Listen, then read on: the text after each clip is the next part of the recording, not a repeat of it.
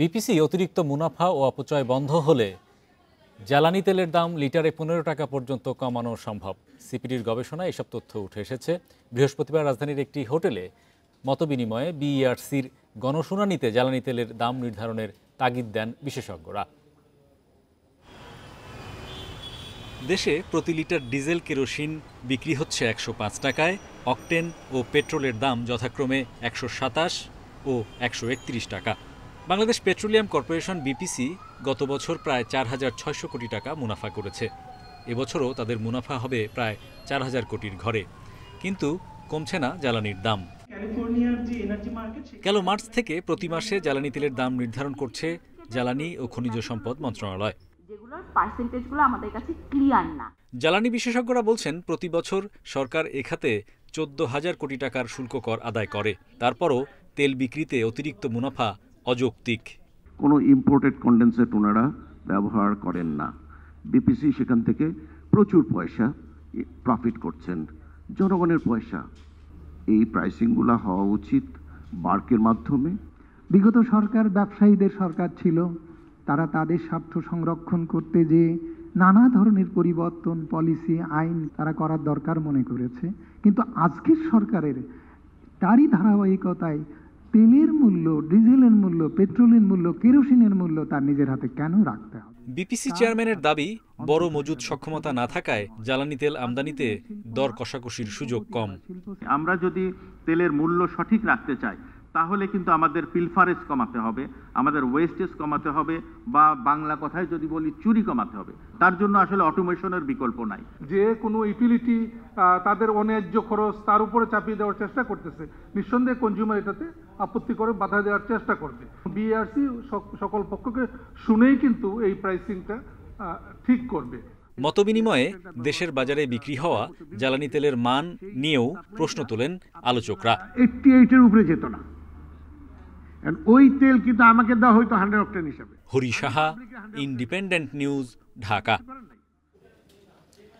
আগামী কয়েক বছরের মধ্যে চামড়া খাতের রপ্তানি আয় $5 বিলিয়ন নিতে চান উদ্যোক্তারা। তবে এজন্য চামড়া শিল্পনগরীর বর্জ্য শোধনাগার উন্নয়নের দাবি রয়েছে তাদের।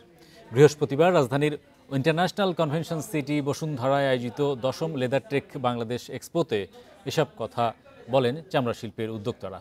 এ খাতের উন্নয়নে নতুন পরিকল্পনা নেওয়া হচ্ছে বলে জানায় বিনিয়োগ উন্নয়ন কর্তৃপক্ষ বিডা। চামড়া শিল্পের উন্নয়নে সরকারিভাবে নানা আশ্বাস মিললেও বৈশ্বিক বাজারে ভালো অবস্থানে নেই বাংলাদেশ। বৈচিত্র্য নেই চামড়াজাত পণ্য রপ্তানিতেও। চামড়াজাত পণ্য, জুতা তৈরি যন্ত্রপাতি, বিভিন্ন উপকরণ, রাসায়নিক ও আনুষঙ্গিক পণ্য নিয়ে দেশের চামড়া শিল্পের সবচেয়ে বড় প্রদর্শনীর আয়োজন এ লেদারটেক বাংলাদেশ। অংশ নিয়েছে 20 দেশে 200 প্রতিষ্ঠান। তো যদিও আমরা লেদারগুলো চায়না বা অন্যান্য কান্ট্রি, ইটালি থেকে আমরা ইম্পোর্ট করি, আমার মনে হচ্ছে যে আমরা এখন দেশ থেকেও আমাদের প্রোডাক্টগুলো নিতে পারবো। সংশ্লিষ্টরা বলছেন, এ খাতের উন্নয়নে সবচেয়ে বড় বাধা সাভার ট্যানারির সিইটিপি এখনও মানসম্পন্ন না হওয়া। এতে পিছিয়ে পড়তে হচ্ছে রপ্তানি বাণিজ্যে। তাই তো এ শিল্পের উন্নয়নে দায়িত্ব নিতে হবে সরকারকেই। যেই সিইটিপিটাকে আসে সাভারে, সেই সিইটিপিটাকে অতি সত্বর কোনো রকমের আর এদিক সেদিক না করে সম্পূর্ণ করা দরকার। এটা এমনিতেই একটা অটিস্টিক চাইল্ড হয়ে বসে আছে গত 7 বছরে, আর সময় নষ্ট করার কোনো অবস্থানই আমাদের নাই। চামড়া খাতের মান উন্নয়ন সহ সামগ্রিক বিনিয়োগ বাড়ানোর আশ্বাস বিনিয়োগ উন্নয়ন কর্তৃপক্ষ বিডার। সব অনুমোদন বা সব অ্যাপ্রুভাল আমাদের হাতে না, এটা সরকারের বিভিন্ন এজেন্সির হাতে। তো আমরা চেষ্টা করছি লেদার সেক্টরে যারা আছে সবাইকে নিয়ে বসে তাদের কি কি চ্যালেঞ্জগুলো আছে সেগুলো আইডেন্টিফাই করে যে সেক্টর বা যে অথরিটির কাছে যে ইস্যুগুলো আছে তাদের সাথে রেগুলার যোগাযোগ করে এই জিনিসগুলো সলভ করে নিয়ে আসা বা সমাধান করা। চামড়া শিল্পের 3 দিনের এই প্রদর্শনী চলবে শনিবার পর্যন্ত। Shahid Ahmed, independent news, Dhaka. সপ্তাহের শেষ কার্যদিবসেও সূচক কমেছে দেশের 2 শেয়ার বাজারে। এ সময় ডিএসসির প্রধান সূচক কমেছে 47 পয়েন্টের বেশি। আগের দিনের চেয়ে 30 কোটি কমে লেনদেন 363 কোটি টাকা। অন্যদিকে চট্টগ্রাম স্টক এক্সচেঞ্জের সার্বিক সূচক কমেছে 87.85 পয়েন্ট। বৃহস্পতিবার লেনদেনের শুরুতে ইতিবাচক ছিল ডিএসসির প্রধান সূচক। প্রথম 20 মিনিটে সূচক বাড়ে 20 পয়েন্ট। এরপর শুরু হয় সূচকের পতন। দিন শেষে ডিএসইএক্স সূচক কমেছে 47.68 পয়েন্ট, অবস্থান করছে 5197 পয়েন্টে। ডিএসইতে আজ মোট লেনদেন হয়েছে 363 কোটি 79 লাখ টাকা। আগের দিনের চেয়ে লেনদেন কমেছে 30 কোটি টাকা। হাত বদলে অংশ নেওয়া 383টি কোম্পানি ও মিউচুয়াল ফান্ডের মধ্যে দর বেড়েছে মাত্র 66টির, কমেছে 263টির এবং অপরিবর্তিত রয়েছে 54টি প্রতিষ্ঠানের শেয়ার দর। সবচেয়ে বেশি লেনদেন হওয়া প্রতিষ্ঠানের তালিকায় প্রথম অবস্থানে আছে মিডল্যান্ড ব্যাংক, দ্বিতীয় লাভেলো এবং তৃতীয় অবস্থানে আছে বেক্সিমকো ফার্মা। শতাংশের দিক থেকে দর বৃদ্ধি তালিকায় প্রথম অবস্থানে আছে জুট স্পিনার্স, দ্বিতীয় তুংহাই নিটিং এবং তৃতীয় অবস্থানে আছে খুলনা পাওয়ার। এদিকে চট্টগ্রাম স্টক এক্সচেঞ্জের সার্বিক সূচক কমেছে 87.85 পয়েন্ট, অবস্থান করছে 14,584 পয়েন্টে। লেনদেন হয় 12 কোটি 58 লাখ টাকার share. Amirul Islam, independent news. দেশের ঋণমান এক ধাপ অবনমনের পর এবার বেসরকারি খাতের 6টি বাণিজ্যিক ব্যাংকের দীর্ঘমেয়াদী আমানতের পূর্বাভাস স্থিতিশীল থেকে নেতিবাচক করল আন্তর্জাতিক ঋণমান সংস্থা মুডিস। প্রতিষ্ঠানটির সিঙ্গাপুর অফিস থেকে বুধবার প্রকাশিত এক প্রতিবেদনে এ তথ্য জানানো হয়। ব্যাংকগুলো হলো BRAC, City, Dutch Bangla, Eastern, Mercantile ও প্রিমিয়ার। পাশাপাশি 3টি ব্যাংকের রেটিংও এক ধাপ অবনমন করা হয়েছে। এর মধ্যে ব্র্যাক ব্যাংকের দীর্ঘমেয়াদী স্থানীয় ও বৈদেশিক মুদ্রার আমানত রেটিং B1 থেকে B2-তে অবনমন করা হয়েছে, আর মার্কেন্টাইল ও প্রিমিয়ার ব্যাংকের রেটিং এক ধাপ অবনমন করা হয়েছে। তবে রেটিং অপরিবর্তিত রাখা হয়েছে সিটি, ডাচ বাংলা ও ইস্টার্ন ব্যাংকের।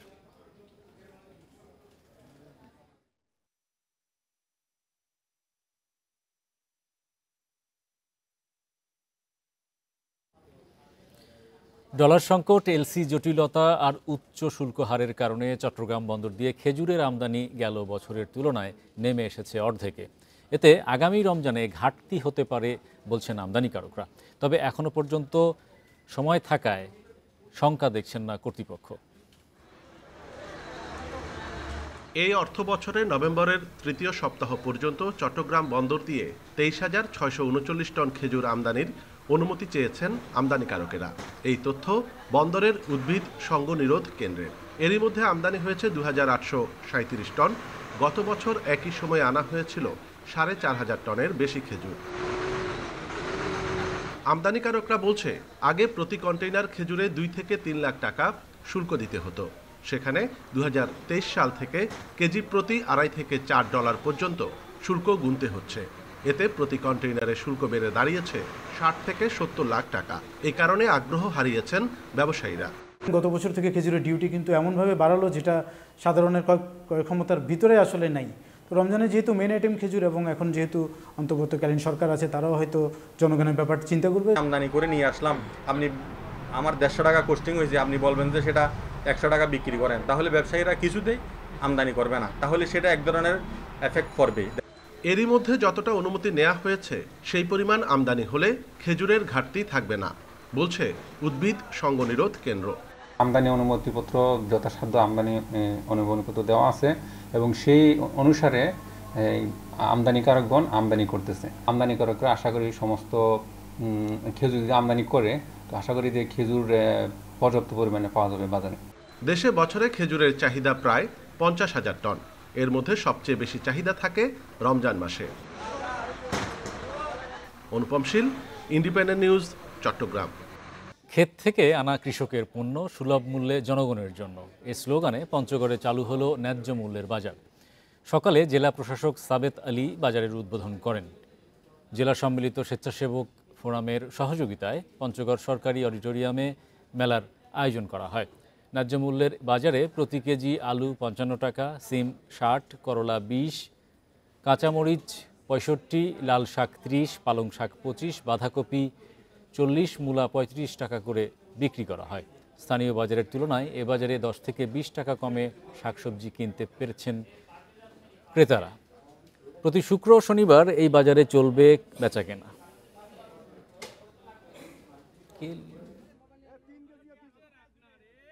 মধ্যস্বত্বভোগী যারা ছিল, যারা কৃষকদের কাছ থেকে কম দামে কিনে অনেক বেশি দামে মুনাফা লাভের আশায় তারা বাজারে এই সবজিগুলো বিক্রি করছিলেন, সেই জায়গাটাতে একটা আঘাত করার জন্য এবং মানুষের ক্রয় ক্ষমতার মধ্যে রাখার জন্য আমরা এই ব্যবস্থাটি গ্রহণ করেছি। 9 সপ্তাহ ধরে বেতন না পাওয়ায় সিলেট বিভাগে রাষ্ট্রীয় মালিকানাধীন ন্যাশনাল টি কোম্পানির 12টি চা বাগানে কাজ বন্ধ রেখে আন্দোলন করেছেন শ্রমিকরা। এর জেরে বন্ধ আছে এসব বাগানের উৎপাদন। ব্যাংক ঋণ জটিলতায় বেতন ভাতা পরিশোধে কিছুটা সমস্যা হচ্ছে জানিয়ে কর্তৃপক্ষ বলছে দ্রুত সমাধানের লক্ষ্যে কাজ চলছে। রাষ্ট্রীয় মালিকানাধীন ন্যাশনাল টি কোম্পানি ফাঁড়ির বাগান সহ 16টি চা বাগান রয়েছে। এর মধ্যে সিলেট বিভাগেই বাগান 12টি। এসব বাগানে কর্মরত 15,000 শ্রমিক 2 মাসের বেশি সময় ধরে মজুরি পাচ্ছেন না। মজুরি না পেয়ে 11 অক্টোবর থেকে কর্মবিরতি পালন করছেন শ্রমিকরা। তারা জানান, বকেয়া বেতন ছাড়াও প্রভিডেন্ট ফান্ডের টাকা জমা না হওয়া, চিকিৎসা সেবা না পাওয়া ও ঘরবাড়ির সংস্কার না হওয়ায় কর্মবিরতি পালন করছেন। আর আমাদের তার কোনো রুজি নাই। আর এই যে আমরা ঘরে বসে আছি, আমরা কোনোখানে কাম করতে যেতে পারছি না। তার বেতন আমরা না পাইয়া আমরা ততদিন এমনিতেই রয়েছি। আমরা কি না খাইয়া মরমু? আমরা তো খাওয়া লাগবো। বেতন 9 সপ্তাহ যাবত না খাইয়া না দেয়া রয়েছে, বাইরে কাজে যাওয়ারও কোনো সুযোগ নেই। আর হচ্ছে গিয়ে আমাদের ওই যে প্রভিডেন্ট ফান্ডের টাকা কোম্পানিরা ঠিকই কাটিয়ে নিয়েছে, কিন্তু ভবিষ্যৎ তহবিলে জমা করে নাই। কর্তৃপক্ষ বলছে, কৃষি ব্যাংকের ঋণ জটিলতায় শ্রমিকদের বেতন ভাতা পরিশোধে সমস্যা হচ্ছে। তবে দ্রুত ঊর্ধ্বতন কর্তৃপক্ষের সঙ্গে আলোচনা করে সমস্যার সমাধানের চেষ্টা করা হচ্ছে। এমডি মহোদয় উনি সার্বক্ষণিক চেষ্টা করে যাচ্ছে যাতে করে এই সমস্যার সমাধান করতে পারেন, এবং আমাদের এর সাথে জিএম স্যার, ডিজিএম স্যার ওনারা চেষ্টা করতেছেন যত দ্রুত সম্ভব আমাদের এই সমস্যার যেন সমাধান হয় এ ব্যাপারে ওনারা সচেষ্ট আছেন। এদিকে 1 মাসেরও বেশি সময় ধরে শ্রমিক আন্দোলনে উৎপাদন ব্যাহত হওয়ায় ব্যাপক লোকসানের মুখে পড়তে পারে national tea company. Independent news. Saudi আরব রিয়াদে আল সুয়াওয়াইদ পার্কে প্রথমবারের মতো শুরু করেছে বাংলাদেশ সংস্কৃতি সপ্তাহ। এর অংশ হিসেবে 20 থেকে 23 নভেম্বর নানা আয়োজনের মধ্যে দিয়ে তুলে ধরা হচ্ছে বাঙালি শিল্প, সংস্কৃতি ও ঐতিহ্যের নানা দিক।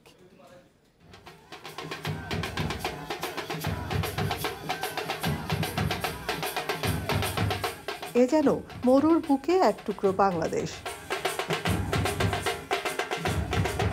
রক্ষণশীলতার ঘেরাটোপ ভেঙে সৌহার্দ্য সম্প্রীতির মেলবন্ধনে সামনে এগোতে চান সৌদি যুবরাজ মোহাম্মদ বিন সালমান। সে ধারাবাহিকতায় মিডিয়া মন্ত্রণালয়ের এই গ্লোবাল হারমনি।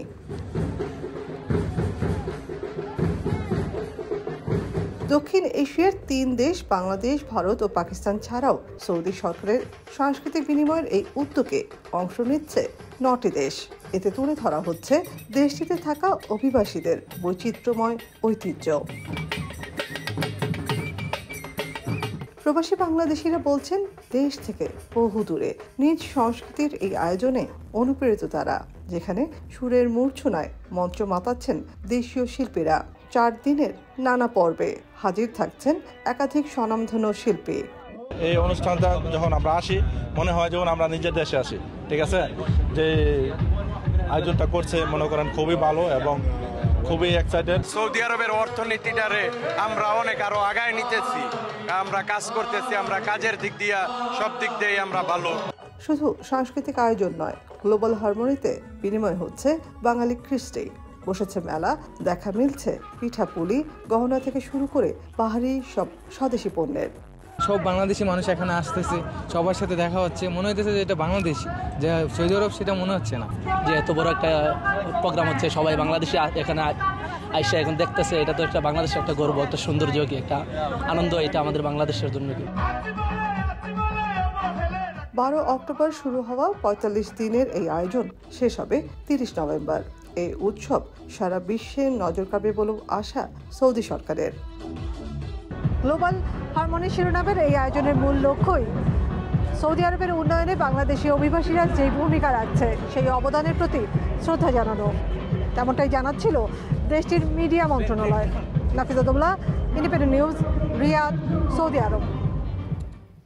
এবারে জানাবো বিশ্বের প্রধান মুদ্রার সাথে টাকার আজকের বিনিময় হার। অপরিবর্তিত যুক্তরাষ্ট্রের ডলারের দর বিনিময় হয়েছে 120 টাকায়, দর কমেছে যুক্তরাজ্যের পাউন্ডের বিনিময় হয়েছে 159 টাকা 50 পয়সায়, ইউরোর দরও কমেছে, বিনিময় হয়েছে 132 টাকা 94 পয়সায়, দর অপরিবর্তিত ভারতীয় রুপির বিনিময় হয়েছে 1 টাকা 45 পয়সায়।